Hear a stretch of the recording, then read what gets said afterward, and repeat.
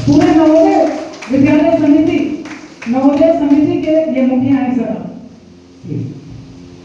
धन्यवाद। माननीय हमारे अभिभावक इस विद्यालय के छात्र छात्राओं के, विद्यालय के प्राचार्य श्री अपूर्व कुमार राय, समस्त शिक्षकगण और कोई छात्र जो उपलब्ध हैं, आप सबको हार्दिक अभिनंदन। जैसा मुझे बताया गया कि मुख्य अतिथि, एक्चुअली वास्तव में मैं अतिथि ही हूँ। अतिथि किसको कहते हैं?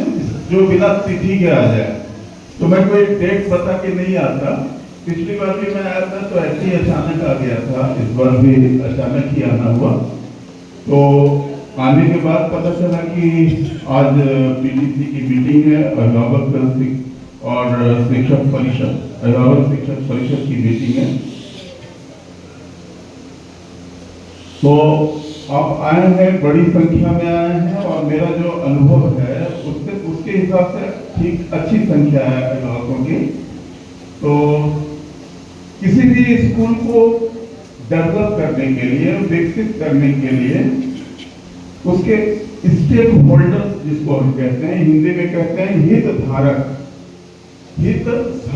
यानी जो विद्यालय के हित में काम करे, जो विद्यालय के हित को धारण करता हो। तो विद्यालय का हित किसके, विद्यालय अगर आगे बढ़ता है तो किसके लिए अच्छा होगा? वो बच्चों के लिए अच्छा होगा, उनके अभिभावकों के लिए अच्छा होगा, पेरेंट्स के लिए अच्छा होगा, शिक्षकों के लिए अच्छा होगा। तो ये सारे लोग कहलाते हैं stakeholders of the school. तो किसी भी स्कूल को बढ़िया तरीके से आगे बढ़ाने के लिए तीनों का सक्रिय होना जरूरी है, एक्टिव होना जरूरी है। अगर आप नवोदय में एडमिशन के बाद भूल जाएं कि आपका बच्चा क्या पढ़ रहा है, कैसे पढ़ रहा है, कैसे रह रहा है, अगर ये आप देखना छोड़ दें तो फिर वो मैं मानूंगा कि आपकी कहीं ना कहीं कमी रहेगी। आप सक्रिय रूप से अपने बच्चे के प्रोग्रेस का जायजा लेते रहें, उसका मुआयना करते रहें कि आपका बच्चा क्या पढ़ रहा है, कैसे पढ़ रहा है, वो रह रहा है हॉस्टल में तो कैसे रह रहा है, क्या क्या कमी है ना, वो बच्चा आपको बताएगा। क्योंकि हर बच्चे की जो साइकोलॉजी के हिसाब से वो कुछ बातें माँ बाप के साथ शेयर करता है, कुछ बातें ऐसी होती है कि वो टीचर्स के साथ शेयर करता है, कुछ बातें ऐसी होती है जो ना माँ बाप को बताता है, ना टीचर को बताता है, वो सिर्फ अपने फ्रेंड्स को बताता है। और कई बातें ऐसी होती है जो किसी को नहीं पता। ये हर व्यक्ति का एक ऐसा ही साइकोलॉजी है। तो कम से कम आपके सक्रिय रूप से जुड़े होने से एक फायदा तो ये होगा कि वो जो बातें आपको बता सकता है उसको आप सुने, और अगर उसमें कोई चिंता की आपको लकीर नजर आती है तो आप उस बात को विद्यालय प्रशासन के सामने रखें। क्योंकि आज पीटीसी का फिर से गठन हो रहा है अगले वर्ष के लिए, तो उसमें आप सक्रिय रूप से भाग लें। क्योंकि ये एक ऐसा विद्यालय है, रेजिडेंशियल है, और हम ऑल डायमेंशन में बच्चे के विकास के लिए काम करते हैं। केवल पढ़ाई ही हमारा फोकस नहीं है। आमतौर पे समाज में ये माना जाता है कि नवोदय में बच्चा अगर पास हो गया तो अब कलेक्टर बन जाएगा या कोई बढ़िया एडमिनिस्ट्रेटिव सर्विस में लग जाएगा। दुनिया में यही आखिरी चीज नहीं है। इस बात को आप समझ लें कि अगर आपका बच्चा किसी कलेक्टर नहीं बन पाया, सिविल सर्विस में नहीं हुआ, तो आपका लक्ष्य पूरा नहीं हुआ। क्योंकि एक ही चीज थोड़ी है, ये तो हमारी मेंटलिटी है कि हमने अंग्रेजों के शासन में लंबे समय तक जिया है हमारे पूर्वजों ने।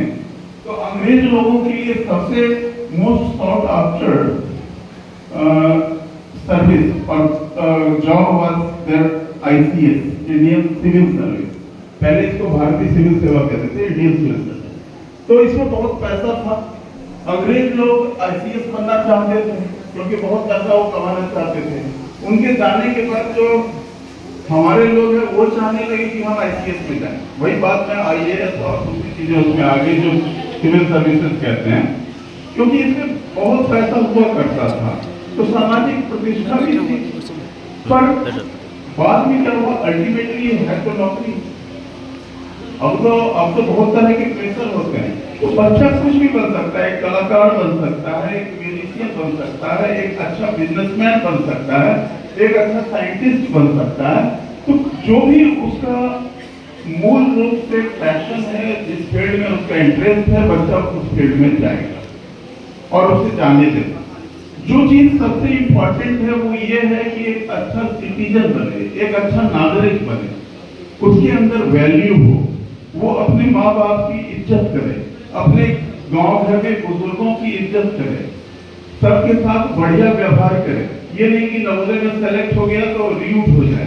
तो यहाँ से पास होने के बाद जहां भी रहे उसकी भूमिका लोग पूछे कि कहां से ये पढ़ करके आया है, तो उस तरह से आपके बच्चे का विकास हो। दूसरी चीज है, उन बच्चों से आप स्कूल से जुड़े रहेंगे तो बच्चों को आप बता पाएंगे कि कैसे एडजस्ट हुआ जाता है, एक बच्चा दूसरे से कैसे एडजस्ट करे, टीचर के साथ कैसे एडजस्ट करे। ये स्वावलंबन यानी अपने ऊपर निर्भर होने की दिशा में एक बहुत ही महत्वपूर्ण चीज है कि आपका बच्चा नवोदय में पढ़ रहा है। कक्षा छठी में वो अपनी थाली खुद धोने लगता है, अपने कपड़े खुद धोने लगता है। अगर आपके साथ रहता तो हो सकता है कि पूरी जिंदगी नहीं धोता, क्योंकि कॉलेज लाइफ तक माँ ने धो दिया, फिर शादी हो गई, फिर पत्नी धोने लगे और फिर उसके बाद बहुत सारी चीजें उसको आई ही नहीं। तो हम यहाँ रेजिडेंशियल सेटअप में रहने के कारण वो बहुत सारी लाइफ स्किल्स सीखता है कि जिंदगी जीने के लिए क्या जरूरी है, कैसे करना है, लोगों से बातचीत कैसे करनी है, लोगों के साथ कैसा व्यवहार रखना है, ग्रुप में कैसे रहें, ये सारी चीजें हैं। तो मैं ज्यादा समय तो नहीं लूंगा, आपसे यही मेरी गुजारिश है कि आप सक्रिय रूप से भाग लें और जो पीटीसी के आगे की कार्रवाई है उसमें सक्रियता से भाग लें और जो अभिभावक दिल से चाह रहे हो कि आप आए, इसमें बढ़ करके सामने आए। ठीक है, धन्यवाद, शुभ।